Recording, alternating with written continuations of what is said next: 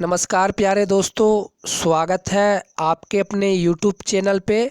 तो फ्रेंड, आप सभी के बीच में top 25 GK GS MCQ set 12 लेकर आया हूं, जिनमें RRB, NTPC, group D, CGL सभी राज्य स्तरीय प्रतियोगिता परीक्षा के लिए प्रश्न बहुत ही इम्पोर्टेंट हो जाती है। तो चलिए फ्रेंड, क्विज को स्टार्ट करते हैं। इससे पहले चैनल पे जो भी नए विद्यार्थी हैं, चैनल को सब्सक्राइब करके बेल बटन को प्रेस कर लीजिएगा। आगे की जो भी नोटिफिकेशन आएगी, वीडियो आएगी, इस चैनल से मिल जाया करेगी।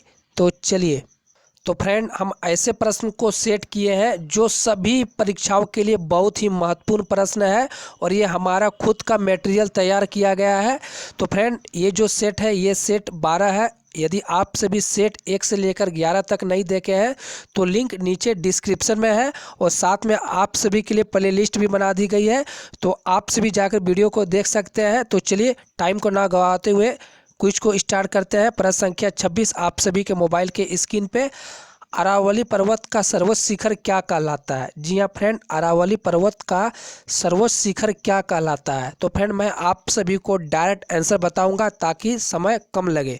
तो इसका जो राइट आंसर हो जाएगा साथियों, अरावली पर्वत का जो सर्वोच्च शिखर जो कहलाता है, इसका राइट आंसर हो जाएगा ए, गुरु शिखर। ठीक है, आप सभी प्रश्न को नोट डाउन करते चलेंगे। और जिन जिन विद्यार्थी का जीके की कमजोरी है, अगर आप इस क्लास में ज्वाइन हो चुके हैं, तो मैं गारंटी के साथ आप सभी को कहना चाहूँगा कि आपका जीके आने वाले टाइम में काफ़ी सुधार होगा। तो चलिए अगले प्रश्न की ओर। प्रश्न संख्या 27, भारत किस गोलार्ध में स्थित है? जी हाँ, भारत किस गोलार्ध में स्थित है, यानी जो हमारे जो भारत देश है वो किस गोलार्ध में स्थित है? तो इसका जो राइट आंसर हो जाएगा बी, उत्तरी पूर्वी। उत्तरी और पूर्वी दोनों गोलार्ध में स्थित है। ठीक है, तो चलिए अगले प्रश्न की ओर। प्रश्न संख्या 28, भारत की सबसे बड़ी सुरंग, जवाहर सुरंग किस राज्य में है? जी हाँ फ्रेंड, भारत की जो है सबसे बड़ी सुरंग, जवाहर सुरंग जो है किस राज्य में है? सबसे बड़ी सुरंग है वह जवाहर सुरंग, वह किस राज्य में है? तो इसका जो राइट आंसर हो जाएगा, आप सभी याद रखेंगे, जम्मू कश्मीर। सी इज राइट आंसर। ठीक है, इसका जो राइट आंसर हो जाएगा सी। तो चलिए अगले सवाल की ओर। प्रश्न संख्या 29, सियाचिन ग्लेशियर भारत किस राज्य में है? जी हाँ फ्रेंड, सियाचिन जो है ग्लेशियर है, ठीक है, वो भारत के किस राज्य में है? तो इसका जो राइट आंसर हो जाएगा सी, जम्मू कश्मीर। ठीक है, ये भी जम्मू कश्मीर में सियाचिन स्थित है, और भारत का सबसे बड़ा जवाहर सुरंग भी जम्मू कश्मीर में है। तो आप सभी प्रश्न को याद रखेंगे। तो चलिए अगले सवाल की ओर। प्रश्न संख्या 30, निम्नलिखित में से भारत की सुदूर दक्षिण भौगोलिक इकाई कौन सी है? जी हाँ, निम्नलिखित में भारत की सुदूर दक्षिण भौगोलिक इकाई कौन सी है? तो इसका जो राइट आंसर हो जाएगा फ्रेंड डी, निकोबार द्वीप समूह। इसका जो राइट आंसर हो जाएगा डी, निकोबार द्वीप समूह। तो चलिए अगले प्रश्न की ओर।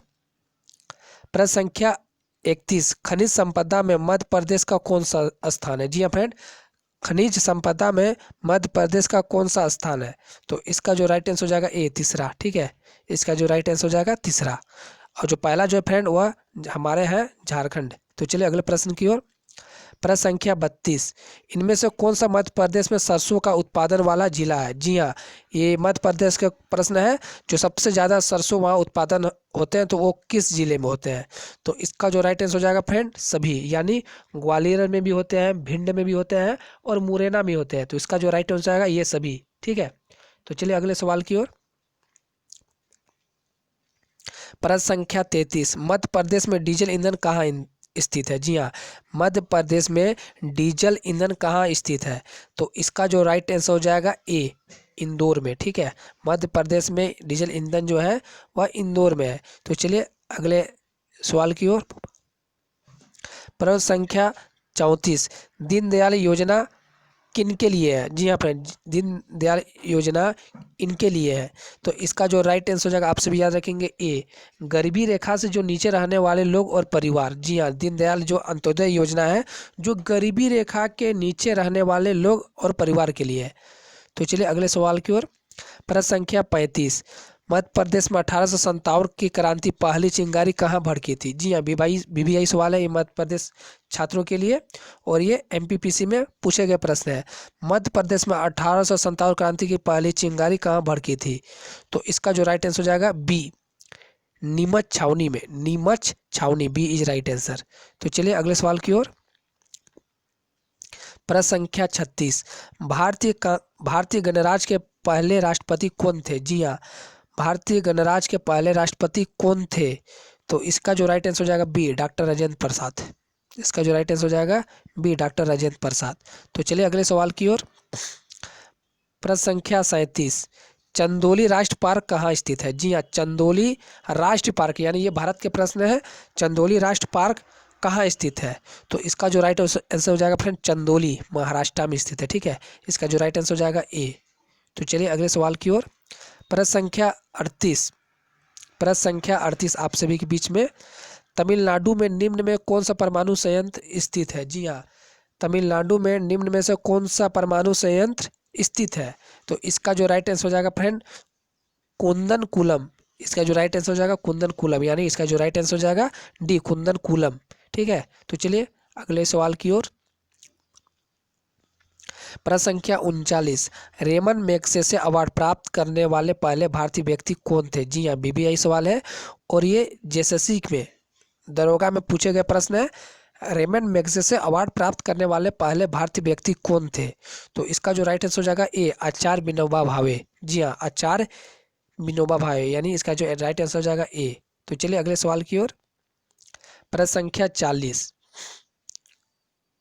भारत की यात्रा करने वाला पहला चीनी यात्री कौन था? तो बहुत सारे छात्रों को इनका आंसर पता होगा।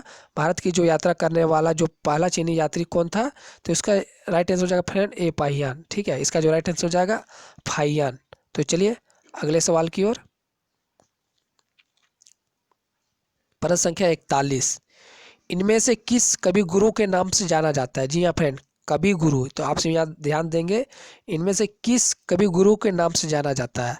तो इसका जो राइट आंसर हो जाएगा ए, रविंद्रनाथ ठाकुर। इसका जो राइट आंसर हो जाएगा, रविंद्रनाथ ठाकुर को कवि गुरु के भी नाम से जाना जाता है। ठीक है, तो चलिए अगले प्रश्न की ओर।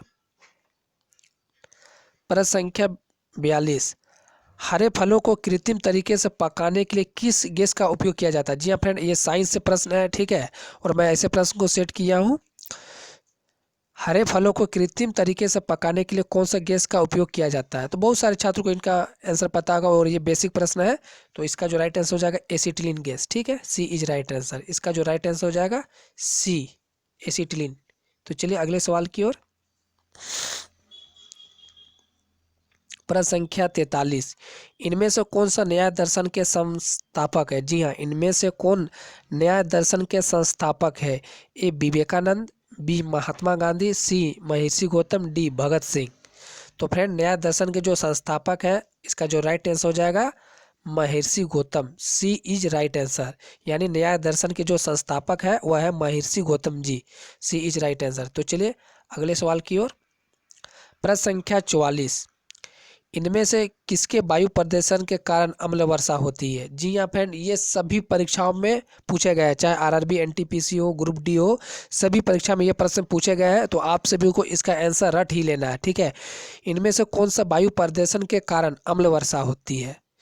ए, nitrous oxide, B, sulphur dioxide, C, helium, D, nitrous oxide और एवं सल्फर डाइऑक्साइड। तो इसका जो राइट आंसर हो जाएगा फ्रेंड, आप सभी याद रखेंगे डी, नाइट्रस ऑक्साइड एवं सल्फर डाइऑक्साइड दोनों। ठीक है, इन्हीं के कारण वायु प्रदूषण के कारण अम्ल वर्षा होती है, नाइट्रस ऑक्साइड एवं सल्फर डाइऑक्साइड के कारण। तो चलिए अगले प्रश्न की ओर। तो फ्रेंड, प्रश्न संख्या 45, भारत सरकार ने किस वर्ष दादा फाल्के साहब पुरस्कार शुरुआत की थी? बीबीआई सवाल है। जी हाँ, भारत सरकार ने किस वर्ष से दादा साहब फाल्के पुरस्कार की शुरुआत की थी? तो फ्रेंड, इसका जो राइट आंसर हो जाएगा, आप सभी याद रखेंगे 1960, 1965, 1980, 1969। तो आप सभी के बीच में 4 ऑप्शन रखे गए हैं। तो दादा साहब फाल्के जो पुरस्कार की जो शुरुआत हुई है भारत सरकार द्वारा, तो इसका जो राइट आंसर हो जाएगा 1969 में। जी हाँ, 1969 में ये शुरुआत हुई थी दादा साहब फाल्के पुरस्कार। ठीक है, तो फ्रेंड, आज की क्लास जो है, हमारे जो ऑपरेटर हैं टाइपिंग, यहीं तक प्रश्न को सेट किए हैं फ्रेंड। ठीक है, 5 प्रश्न को सेट नहीं किए हैं। तो यहीं तक आज क्लास को क्लोज करते हैं फ्रेंड। अगर हमारी वीडियो अच्छी लगी तो लाइक करें और अपने दोस्तों पे शेयर करें, और हमारी क्लास कंटिन्यू रहेगी। आप जीके के साथ बने रहे, जीके जीएस, आपकी जीके जीएस बहुत ही अच्छी हो जाएगी। और फ्रेंड, कुछ अच्छी लगी तो लाइक करेंगे, वीडियो को शेयर करेंगे अपने दोस्तों पे। तो फ्रेंड, आपका एक लाइक मुझे मोटिवेशनल मिलती है और जुनून भी मिलता है। तो आप लाइक करके सभी में शेयर करेंगे। तो मिलते हैं फ्रेंड अगले वीडियो में, तब तक के लिए धन्यवाद।